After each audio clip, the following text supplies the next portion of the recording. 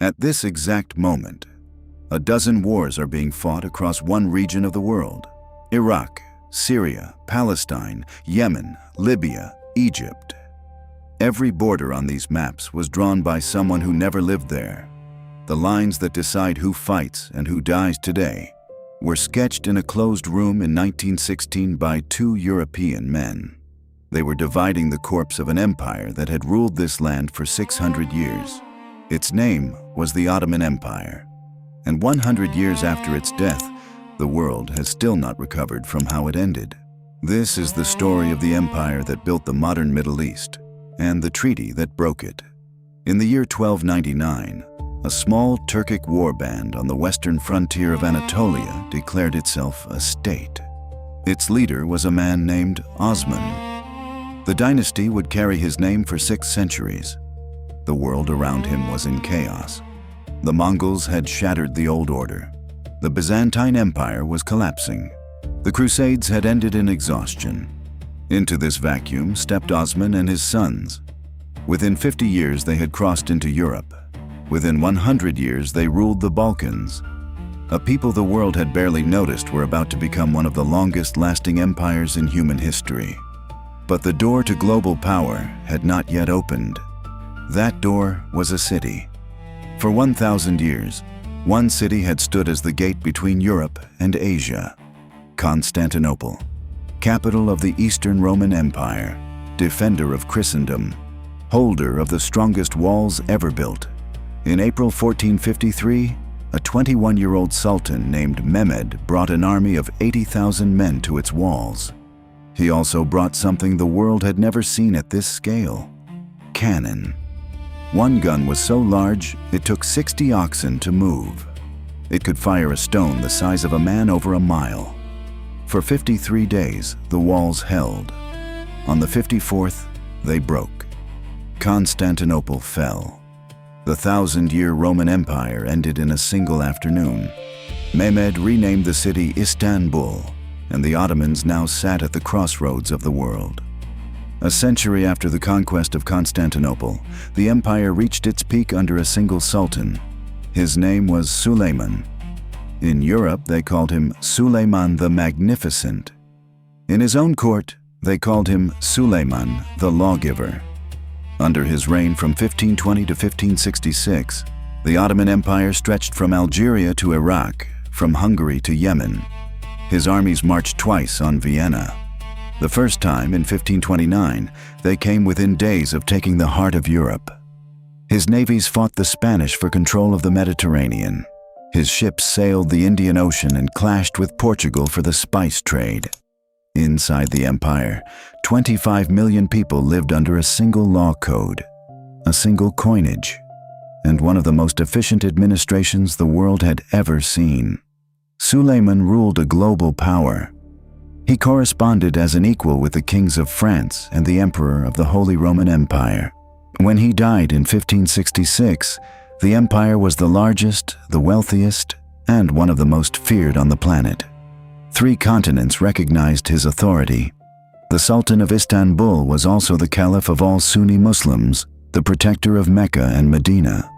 Of every coin minted from the Atlantic coast of Africa to the Persian Gulf, his face was on most of them. But the age of empires is not the age of permanence, and the decline had already begun. In 1683, an Ottoman army returned to the gates of Vienna. This time, they lost. A Polish king broke the siege. The empire would never again threaten Central Europe. For the next 200 years, the slow retreat continued. Greece broke away. Egypt slipped into autonomy. The Black Sea became a Russian lake.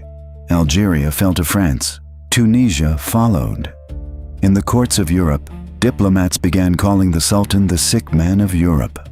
Reform attempts came in waves. The Tanzimat in the 1830s brought European-style institutions. The Young Turk Revolution of 1908 overthrew the autocrat and restored the constitution. But the world had changed. Industrial empires from Britain, France, and Germany now dominated the global system. The Ottomans had once invented modern artillery. Now they imported the rifles their soldiers fired. And as the new century began, Europe was sliding toward a war that would consume what was left of the empire. The Ottomans chose the wrong side. In November 1914, the Ottoman Empire entered World War I on the side of Germany and Austria-Hungary. For 4 years, Ottoman armies fought on 3 fronts: against Russians in the Caucasus, against British and Indians in Mesopotamia and Palestine, against the Royal Navy at Gallipoli. 1 million Ottoman soldiers would die before the war ended. Inside the empire, in the spring of 1915, the Ottoman government deported and killed hundreds of thousands of Armenian civilians in eastern Anatolia. Historians today recognize this as one of the first systematic genocides of the 20th century. The empire was tearing itself apart from within while collapsing from without. In June 1916, the Arabs of the Hijaz, encouraged by a British officer named T.E. Lawrence, rose in revolt against their Ottoman rulers. By 1918, the empire was finished.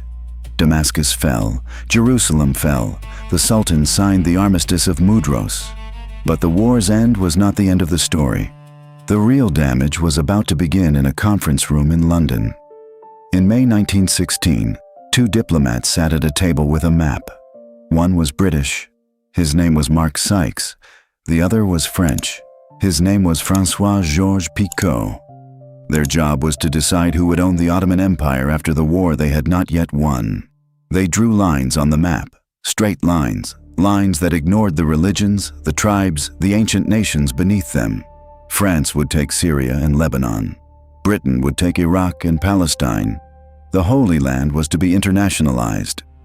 A year later, in November 1917, the British Foreign Secretary, Arthur Balfour, signed a letter promising a national home for the Jewish people in Palestine.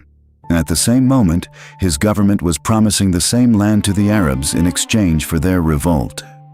In 1920, the Treaty of Sèvres dismembered what remained of the empire. The Sultan signed it under occupation. A Turkish general named Mustafa Kemal rejected the treaty. He led a war of independence. By 1923, he had created a new country and signed a new treaty at Lausanne. The Turkish Republic was born, but everything south and east of Anatolia was now a patchwork of borders drawn by foreigners. In the empire, we examined in our first episode the Strait of Hormuz. The borders of Iraq and Iran were redrawn in this exact moment.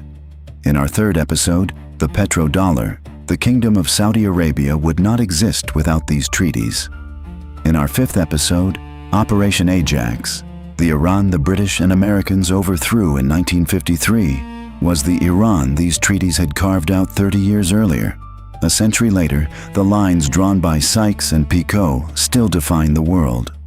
Iraq, a country invented by Britain in 1920, has known almost no peace. Syria, the French mandate, has been at war with itself for 15 years. Palestine and Israel remain the most contested patch of land on earth. Yemen, Libya, and Egypt each carry borders they did not choose. The empire is gone. The lines remain. And every conflict in the region today can be traced backward through the wars of the last century to that single afternoon in 1916. This is Links of History, because nothing happening today began today.